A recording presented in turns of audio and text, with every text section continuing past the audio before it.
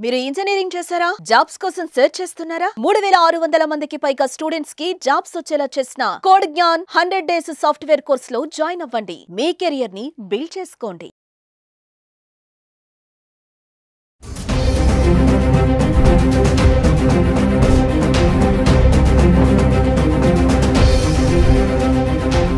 Hi hello నమస్తే, welcome back to Suman TV. ప్రస్తుతం మనతో పాటు ఉన్నారు consumer welfare committee chairman Mandari Krishnareddy garu. నమస్తే సార్. నమస్తే అమ్మా. సార్, మరి గోల్డ్ బంగారం ధరలు ఒకేసారి అమాంతంగా పడిపోయాయి, తగ్గిపోతుంది బంగారం. చాలా మందికి ఇది గుడ్ న్యూస్ అని అనుకోవాలి. మరి ఒకేసారి 1,00,000 వరకు వెళ్తుంది అనుకున్న బంగారం ధర 91 నుంచి ఈరోజు 89 వరకు వచ్చేసింది దాదాపు. ఎందుకు ఇలా పడిపోతుంది అంటారు బంగారం ధరలు? మనకు గోల్డ్ పెరగడానికి కానీ తగ్గడానికి కానీ 3 ముఖ్యమైన విషయాలు మనకు ఆధారపడి ఉన్నాయి. ఒకటి, మనకు స్టాక్ మార్కెట్లో ఫ్లక్చువేషన్స్ను బట్టి కూడా గోల్డ్ రేటు పెరగడానికి పాసిబిలిటీస్ ఎక్కువ ఉంటాయి. అంటే స్టాక్ మార్కెట్ స్థిరంగా ఉన్నప్పుడు గోల్డ్ రేటు తగ్గుతాయి. ఎందుకంటే అందరు పెట్టుబడులంతా కూడా స్టాక్ మార్కెట్ మీద పెట్టడం మొదలు పెడతారు. స్థిరంగా ఉన్నవి పడిపోవడం లేదు, పెరుగుతున్నాయి.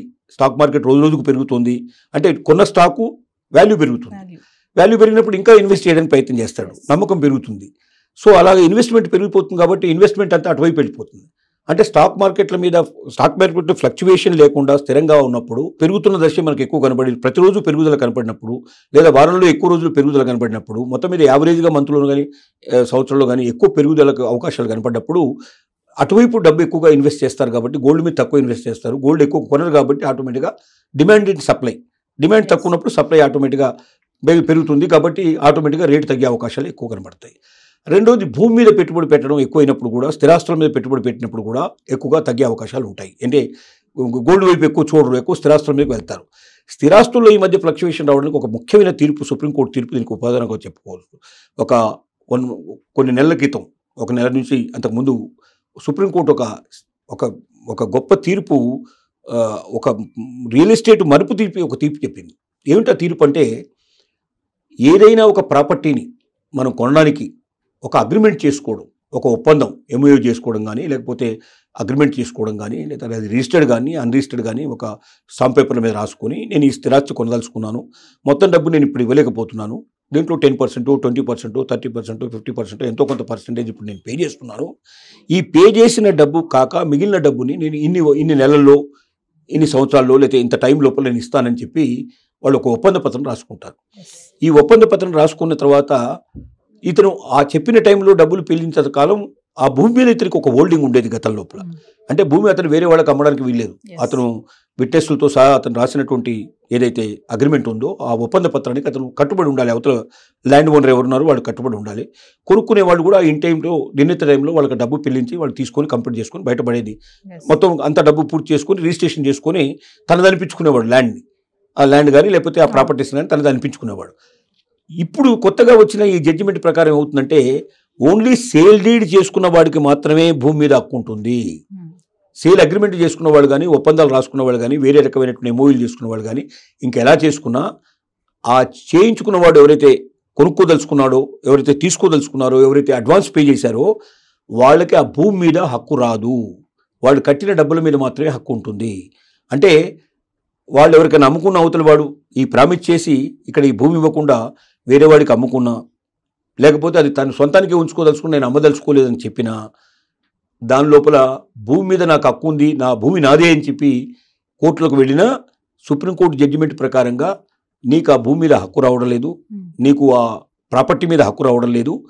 నువ్వు కట్టిన డబ్బు మాత్రం మీద నీకు డెఫినెట్గా హక్కు ఉంటుంది. దానికి రూపాయన్నర వడ్డీయో వాళ్ళు లేటుని బట్టి, పరిస్థితిని బట్టి డబ్బు ఇవ్వమని, ఆ అసలు డబ్బు ప్లస్ వడ్డీ డబ్బులు కలిపి చెల్లించమని చెప్పి తీర్పులు ఇచ్చే అవకాశాలు ఉన్నాయి. ఇది మొత్తం భారతదేశంలో ఉండేటువంటి రియల్ ఎస్టేట్ రంగాన్ని ఒక పెద్ద కుదుపు కుదుపుతుంది. చాలామంది ఏమనుకుంటున్నారంటే, తెలంగాణ లోపల మనకు ఇప్పుడు సర్కారు అంటే ప్రభుత్వాలు మారిపోయిన తర్వాత రియల్ ఎస్టేట్లో చేంజెస్ వచ్చాయి, రియల్ ఎస్టేట్ పూర్తిగా తగ్గిపోయింది. హైదరాబాద్లో మార్కెట్ తగ్గింది, తెలంగాణలో మార్కెట్ తగ్గింది, ఆంధ్రాలో కొంచెం మార్కెట్ పెరిగింది. ఇలాంటి కొన్ని వదంతులన్నీ వ్యాపిస్తున్నాయి. ఈ వదంతుల వెనుక ఈ కారణాలే కాకుండా బలమైన కారణం ఏమిటంటే, సుప్రీంకోర్టు జడ్జిమెంటు చాలా ఒక బలమైన కారణంగా తయారైంది. ఇప్పుడు డబ్బు ఎంత చెల్లించినా, 99% చెల్లించినా కూడా 1% చెల్లించకపోయినా ఆ ల్యాండ్ మీద నాకు హక్కు రావడం లేదు. 100% చెల్లించాలంటే రియల్ ఎస్టేట్లో ఎవరు 100% డబ్బులు పెట్టి పేయించారు. ఎందుకంటే ఎన్ఆర్ఐలో వచ్చి కొనుక్కున్నప్పుడు డబ్బంతా చెల్లించేసి దాన్ని ల్యాండ్ చుట్టూ ఫెన్సింగ్ చేసేసుకుని గేట్ పెట్టేసి ఎవరో ఒకరిని వాచ్మెన్ అట్లాంటి వాళ్ళు ఏమైనా పెట్టేసేసి వాళ్ళు వెళ్ళిపోతారు. ఎప్పుడో 5 ఏళ్లకు 10 ఏళ్ల తర్వాత వచ్చి దాన్ని ఉపయోగించుకోవడము అమ్ముకోవడం ఏదో చేస్తారు. కానీ రియల్ ఎస్టేట్లో ఉండేవాడు 100% డబ్బు పెట్టి ఒక ల్యాండ్ కొని తిరిగి అమ్మాలంటే చాలా ఖరీదైపోతుంది. ఆ డబ్బు వడ్డీ అంతా లెక్కలేసుకుంటే కొన్న రేటు కన్నా అమ్మే రేటు 4 ఇంతలు 5 ఇంతలు 10 ఇంతలు పెరగాల్సిన పరిస్థితి ఉంటుంది. అప్పుడు కొనేవాడు ఉండడు. కాబట్టి ఏం చేస్తాడు, ఓ 10%, 20%, 25% మ్యాక్సిమంగా ముందు కట్టేసి మిగిలిన 75%ని అమ్ముతూ పబ్లిక్ అమ్మేస్తూ ఆ డబ్బు వచ్చినప్పుడల్లా ఆ డబ్బుని తిరిగి చెల్లిస్తూ మొత్తం అట్లా ఒక 1 ఇయర్లోనో 2 ఇయర్స్లోనో 3 ఇయర్స్లోనో ఎంతో ఒక టైం లిమిటెడ్ పీరియడ్ పెట్టుకొని ఆ లిమిట్ లోపల కంప్లీట్ చేసేసి ప్రజల దగ్గర నుంచి వచ్చిన డబ్బుతో కొనుక్కొని కంప్లీట్ చేసి దాంట్లో తన లాభాన్ని తను తీసుకుంటాడు. ఆ రకంగా అవతల వాడికి భూమి ఉన్న వాళ్ళకి ఆ రైతుకి డబ్బులు పే చేస్తాడు, తను కూడా దానిలో లాభపడతాడు, రైతు కూడా లాభం చేసే ప్రయత్నం చేస్తాడు. ఇది రియల్ ఎస్టేట్లో జరిగేటువంటి వ్యవహారం. మరి ఇప్పుడు సుప్రీంకోర్టు ఇచ్చిన జడ్జిమెంట్ ప్రకారంగా అడ్వాన్స్ కట్టిన వాడికి భూమి మీద హక్కు లేనప్పుడు అడ్వాన్స్ కట్టడానికి భయపడుతున్నాడు, ముందుకు రాలేని పరిస్థితి ఏర్పడింది. దానివల్లనే అనేక ఒప్పంద పత్రాలు ఆగిపోయినాయి. అంటే ల్యాండ్ అగ్రిమెంట్ చేసుకోవడానికి వెనకాడే పరిస్థితి ఏర్పడుతుంది. ఈ వెనకాడడం వల్ల ఏమైందంటే రియల్ ఎస్టేట్ కుదేలయ్యే పరిస్థితి ఏర్పడుతుంది. ఈ రియల్ ఎస్టేట్ కుదేయడం వల్ల కూడా బంగారం మీద పెట్టుబడులు పెట్టడానికి ఇంట్రెస్ట్ చూపించిన పరిస్థితి. అంటే బంగారం మీద పెట్టాలి వాస్తవం కాక రియల్ ఎస్టేట్ కుదేయలేకుండా.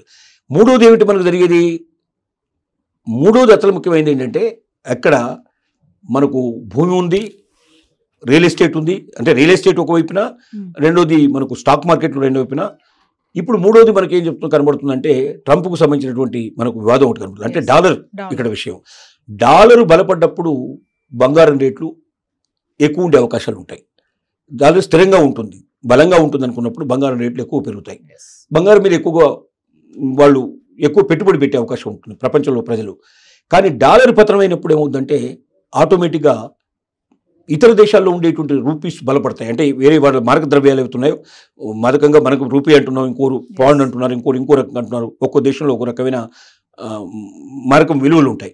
ఈ విలువలు ఏమైతే అంటే అక్కడ పెరుగుతాయి. అంటే డాలర్ కాకుండా ఇతర దేశాల్లో ఉండేటువంటి ద్రవ్యం విలువ పెరిగితే ఆటోమేటిక్గా బంగారం ధర తగ్గిపోతుంది. ఇప్పుడు జరుగుతుంది ఏంటంటే ట్రంప్ తీసుకున్నటువంటి ఏదైతే అవివేక చర్యలు ఉన్నాయో, తొందరపాటు చర్యలు ఉన్నాయో, ప్రతీకార సుంకాలు ఏదైతే విధించాడో మొత్తం భారతదేశం అంతా, ప్రపంచం అంతా కూడా అల్లకల్లోలం అయిపోయింది. ఒక దేశమే కాదు, ప్రపంచం అంతా అల్లకల్లోలం అయిపోయింది. ఎందుకంటే సుంకాలు పెరిగిపోయినాయి బాగా. అక్కడ వాళ్ళు అమెరికన్లు కొనేటట్టుగా లేరు. అమెరికన్ కొనకపోతే ఇక్కడ నుంచి ఎగుమతులు జరగవు. ఎగుమతులు జరగకపోతే ఏమవుతుంది, నష్టపోతారు. ఎంతోమంది ఎగుమతులు ఆధారపడి జీవితం గడుపుతున్న వాళ్ళు ఉన్నారు. ఎంతో పెద్ద పెద్ద పెట్టుబడులు, కోట్లాది రూపాయలు పెట్టుబడి పెట్టారు. అక్కడ ఆఫీసులు ఓపెన్ చేశారు, ఇక్కడ ఆఫీసులు ఓపెన్ చేశారు, ఎంతో పెట్టుబడి పెట్టారు. దానికి నౌకలు, వ్యవహారాలు తయారు చేసుకుని, ఒప్పందాలు చేసుకుని కొంతమంది విమానాల్లో పంపిస్తున్నారు, అంటే మనం కొంతమంది నౌకల్లో పంపించేవాళ్ళు ఉన్నారు, రకరకాలుగా పంపించేవాళ్ళు ఉన్నారు. వీళ్ళందరూ కొన్ని వేల మంది, లక్షల మంది దీంట్లో ఇప్పుడు ఒక్కసారి ఏం చేయాలో అర్థం కాని స్తబ్దత ఏర్పడే పరిస్థితి ఏర్పడింది. ఉదాహరణ మన ఆంధ్రప్రదేశ్లో రొయ్యల వ్యాపారం తీసుకున్నట్టయితే రొయ్యల వ్యాపారంలో వచ్చేటువంటిది దాదాపు 10% కన్నా ఎక్కువగా టోటల్గా వచ్చేటువంటి మొత్తం రాష్ట్రానికి వచ్చే సంపదలో దాంట్లోంచి 10% నుంచి 20% మధ్యలో ఆదాయం అక్కడి నుంచి వస్తుంది. ఇప్పుడు ఆదాయం ఒక్కసారి పడిపోయింది. అసలు కొనేవాళ్ళు లేడు, రొయ్యలు వెళ్ళడం లేదు.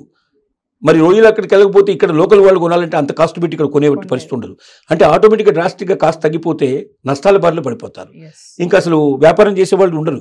ఇలా అనేక రకాల ప్రయత్నం. దీనివల్ల ఇప్పుడు గోల్డ్ రేటు ప్రస్తుతానికి డాలరు ఫ్లక్చువేట్ అవుతుంది కాబట్టి, డాలర్ స్థిరంగా ఉండట్లేదు కాబట్టి, డాలరు కొద్దిగా తగ్గిపోతుంది కాబట్టి, డాలర్ విలువ తగ్గిపోతుంది కాబట్టి గోల్డ్ రేటు తగ్గిపోతుంది.